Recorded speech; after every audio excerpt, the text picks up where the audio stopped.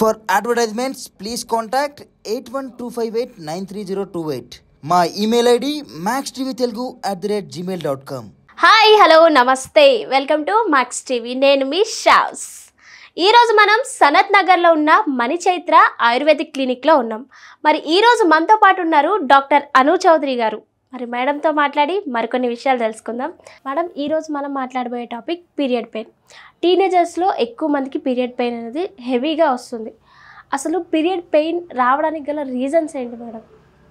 Period pains రావడానికి reasons ఏంటి అంటే, ఫస్ట్ బాడీలో వాళ్ళకి ఇమ్యూనిటీ అనేది తక్కువగా ఉండడం. ఓకే. అండ్ ఏంటంటే మన శరీరానికి మన బాడీలో అన్నీ సిస్టమేటిక్గా పనిచేయాలి, అన్ని పార్ట్స్ అంటే ఫస్ట్ మనం హెల్తీగా ఉండాలి, మనలో ఇమ్యూనిటీ పవర్ బాగుండాలి. కొంతమంది ఇప్పుడు ఏంటంటే ఫ్యాషన్ అయిపోయింది స్లిమ్గా ఉండాలని చెప్పి ఫుడ్ తీసుకోరు. తీసుకుంటే క్వాంటిటీ ప్రకారం తీసుకుంటారు, క్యాలరీస్ ప్రకారం, ఏదో సినిమాలో చూసాను చూడు అలా తీసుకుంటారు. ఇది గ్రోత్ అయ్యే ఏజ్.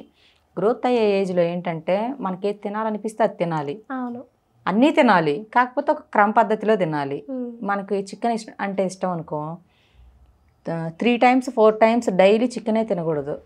జస్ట్ ఒక పూట 250 grams పర్ డే తినొచ్చు, నో ప్రాబ్లం. కాకపోతే అది వండే విధానం అనేది డిఫరెంట్గా ఉండాలి, దాంట్లో మనం యాడ్ చేసుకునే ఇంగ్రీడియంట్స్ అనేవి డిఫరెంట్గా ఉండాలి ఒకటి. అండ్ ఈ పెయిన్ గురించి చెప్పుకుంటే మెయిన్ బాడీలో ఇమ్యూనిటీ పవర్ లేకపోవడం అండ్ హార్మోన్ డిస్టర్బెన్స్ ఉన్నా కూడా ఇలా పెయిన్ వచ్చే ఛాన్సెస్ ఉంటుంది.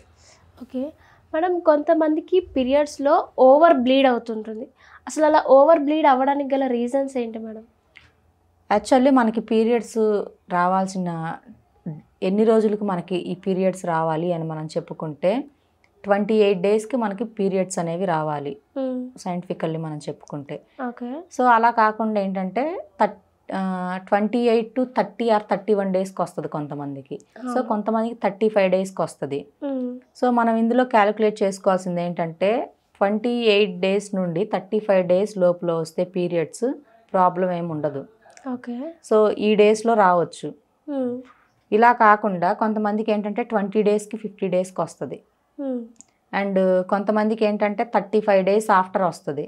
సో ఇలా వస్తే మాత్రం దీన్ని మనం పరిగణలోకి తీసుకోవాలి. ఇలా ఎందుకు వస్తుంది అంటే, ఫస్ట్ ఆఫ్ ఆల్ వీళ్ళకి బాడీలో చెప్పాను కదా కొంచెం హార్మోన్స్ డిస్టర్బెన్సెస్ ఉన్నా వస్తుంది, అండ్ ఫుడ్ అనేది సరిగ్గా తీసుకోకపోయినా వస్తూ ఉంటుంది.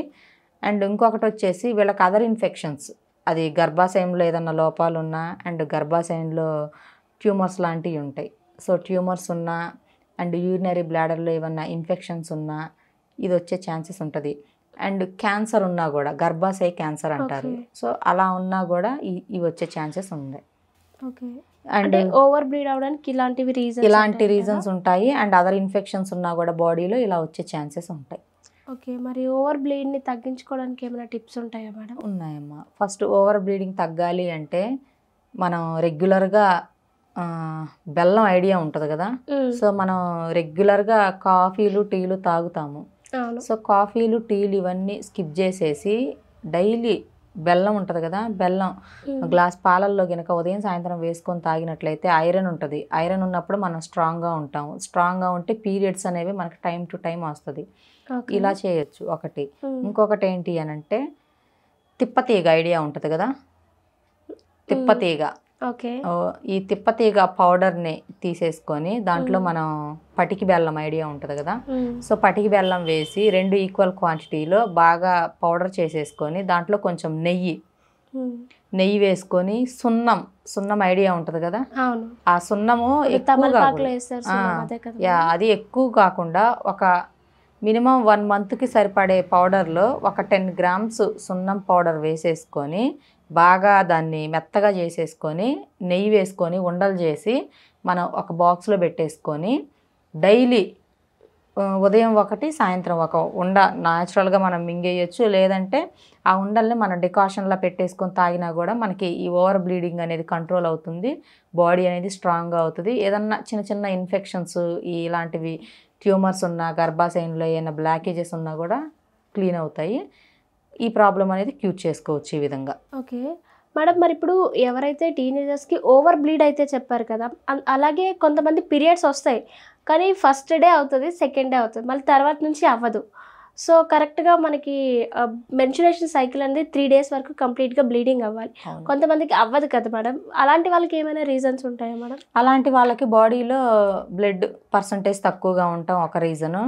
అండ్ కొంతమందికి జీన్స్ వల్ల కూడా వస్తుంది. పేరెంట్ జీన్స్ కనుక వీళ్ళకి కనుక ఉంటే, సో మమ్మీకి ఇలా అమ్మమ్మలు ఉంటారు కదా, సో వాళ్ళకి ఇదే సైక్లింగ్లో వస్తూ ఉంటే సో వీళ్ళకి వచ్చే ఛాన్సెస్ ఉంటుంది ఒకటి. ఇంకొకటి బ్లడ్ పర్సంటేజ్ తక్కువగా ఉన్న వస్తుంది. హార్మోన్స్ అనేవి డిస్టర్బ్ అయినా కూడా ఇలా వచ్చే ఛాన్సెస్ ఉంటాయి. ఓకే. టీనేజ్లో ఎక్కువ మంది పీరియడ్ పెయిన్తో బాధపడుతుంటారు కదా మేడం, ఈ పీరియడ్ పెయిన్ని తగ్గించడానికి మంచి టిప్స్ చెప్పండి madam. Okay, first period pains తగ్గాలి న్యాచురల్గా ఎలా అంటే చిన్న చిన్నవి మనం ఇంట్లో మనం చేసే పనులని మన లైఫ్ స్టైల్ని కొంచెం మార్చుకుంటే చాలు, మన టోటల్ బాడీ అంతా కూడా బాగుంటుంది. సో ఫస్ట్ రీజన్ వచ్చేసి ఈ పీరియడ్ పెయిన్ నుంచి బయటపడడానికి మనం ఎర్లీ మార్నింగ్ ఇంట్లో చక్కగా లేవగానే వేడివేడిగా కాఫీ టీ తాగుతాము. సో ఆ కాఫీ టీ ఏంటంటే కొంచెం మరీ పొగలు కక్కేవి కాకుండా కొంచెం నార్మల్ టెంపరేచర్ ఉండేవి తీసుకోవాలి. అండ్ ఈ పీరియడ్స్ టైంలో వేడి వస్తువులు తినకుండా చల్లటి పదార్థాలు తీసుకోవడం, కొబ్బరి నీళ్ళు చాలా మంచిది మనకు ఆరోగ్యానికి. పీరియడ్ టైంలో తీసుకోవచ్చా మేడం? ఎస్, మినిమం 1 లీటర్ వరకు తాగొచ్చు పర్ డే కొబ్బరి నీళ్ళు. పీరియడ్ టైంలో కోకోనట్ వాటర్ తీసుకుంటే హెవీ బ్లీడింగ్ అవుతుంది? లేదు, హెవీ బ్లీడింగ్ అవ్వదు. మన బాడీ మొత్తం కూడా డిహైడ్రేట్ అయ్యి కూల్గా ఉంచుతుంది. ఓకే, తాగొచ్చు అంటారు. కొబ్బరి నీళ్ళు తాగొచ్చు. అండ్ ఇంకొకటి వచ్చేసి ఆకుకూరలు, నాన్ వెజ్ కొంచెం తినడం తగ్గించేసి వెజ్ ఐటమ్స్ని ఎక్కువ తీసుకుంటే చాలా మంచిది.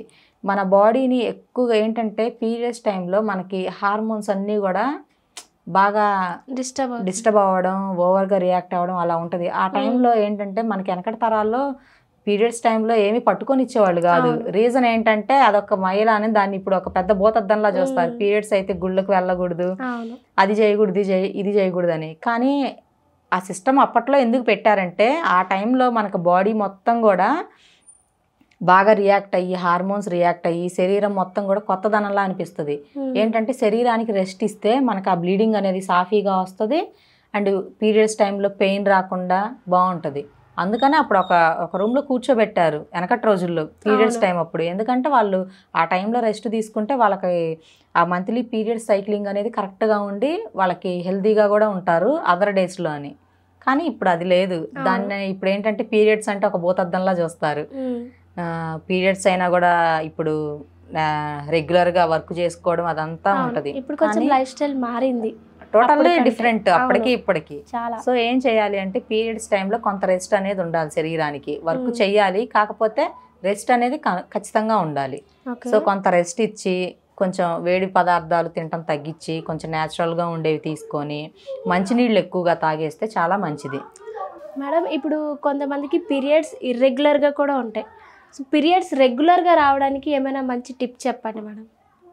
పీరియడ్స్ రెగ్యులర్గా రావాలి అంటే ఫస్ట్ ఫుడ్ మంచిగా తినాలి ఫస్ట్. ఇంకొకటి అండ్ వీళ్ళకి బాడీలో బ్లడ్ పర్సంటేజ్ అనేది ఎప్పటికప్పుడు చెక్ చేసుకోవాలి. ఓకే. అండ్ నిద్ర అనేది మినిమం 6 to 7 hours ఉండాలి. అండ్ కొంచెం అదర్ ఇన్ఫెక్షన్స్ ఏమన్నా ఉన్నాయేమో అని చెప్పి ఎప్పటికప్పుడు టెస్టులు చేయించుకుంటే పీరియడ్స్ అనేవి రెగ్యులర్గానే వస్తాయి, ప్రాబ్లం ఏమీ ఉండదు. అండ్ కొంచెం ఎక్సర్సైజులు, కెగిల్ అనే ఎక్సర్సైజ్ ఉంటుంది. ఇదేంటంటే మనం యూరిన్కి మనకి ఎక్కువగా వచ్చినప్పుడు మనం బిగబట్టుకోవడం అంటాము. సో ఇలాంటి ఎక్సర్సైజులు చేయడం వల్ల ఏంటంటే యూరినరీ బ్లాడర్ కానీ గర్భసంచి కానీ స్ట్రాంగ్ అవుతుంది. అండ్ మజిల్స్ కూడా స్ట్రాంగ్ అవుతాయి. సో మనకి ఈ ప్రాబ్లం అనేవి రాకుండా ఉంటుంది. అంటే ఫుడ్ పరంగా కొన్ని టిప్స్ ఏమైనా ఉంటాయి? ఫుడ్ పరంగా అంటే చెప్పాం కదా, అన్ని ఫుడ్స్ తీసుకోవాలి, ప్రతి ఫుడ్ తినాలి. అండ్ మనం తినే ఫుడ్లో ప్రోటీన్ ఉండేలా చూసుకోవాలి. ఆ ప్రోటీన్ కూడా ఒక్క చికెన్లోనే వెతుక్కోకూడదు, మనం అన్నిట్లో వెతుక్కోవచ్చు. ఫర్ ఎగ్జాంపుల్ మనం వెయిట్ లాస్ అని చెప్పి నిమ్మరసం హనీ అది తాగమంటారు. సో మనం అందులోనే కొంచెం సాల్ట్ కూడా యాడ్ చేసుకుంటే ఇంకా మంచిది కదా. సాల్ట్ కూడా యాడ్ చేసుకుంటే ఇంకా మంచిది. ఏంటంటే మనం తీసుకునే దాంట్లోనే అన్నీ ఉండేలా చూసుకోవాలి. అప్పుడు మనకి ఇర్రెగ్యులర్ పీరియడ్స్ అనేవి పీరియడ్స్ లేట్గా రావడం అండ్ వచ్చినప్పుడు ఎక్కువ రోజులు కావడం అండ్ వచ్చిన టైంలో స్టమక్ పెయిన్స్ ఇలాంటివి ఉంటాయి. ఇవన్నీ కూడా మనం చిన్న చిన్నవి పాటిస్తే ఈ ప్రాబ్లం అనేది క్యూర్ అవుద్ది న్యాచురల్గా. అండ్ ఇంకొకటి వచ్చేసి ఏంటంటే పీరియడ్స్ టైంలో వైఫ్ అండ్ హస్బెండ్ కొంచెం దూరంగా ఉండటం చాలా మంచిది. ఏంటంటే వీళ్ళకి బాడీలో ఉన్నదంతా కూడా వేస్టేజ్ అంతా ఈ పీరియడ్స్ టైంలో బయటికి వెళ్ళిపోతూ ఉంటుంది. ఆ టైంలో ఏంటంటే ఏదన్నా చిన్న బ్యాక్టీరియా వైరస్ ఉన్నా కూడా వైఫ్ అండ్ హస్బెండ్ కనుక మింగిల్ అయితే వాళ్ళకి వచ్చే ఛాన్సెస్ ఉంటాయి కొంచెం. సో అందుకని చెప్పి వైఫ్ అండ్ హస్బెండ్ ఈ పీరియడ్స్ టైంలో 3-4 డేస్ దూరంగా ఉండటం చాలా మంచిది. చూసారు కదా ఫ్రెండ్స్, మీరు కూడా ఇర్రెగ్యులర్ పీరియడ్స్తో బాధపడినా లేదా పీరియడ్లో ఎక్కువ పెయిన్తో బాధపడినా కింద స్క్రోల్ అవుతున్న నెంబర్కి కాల్ చేయండి, మేడం దగ్గర అపాయింట్మెంట్ తీసుకోండి. Thank you.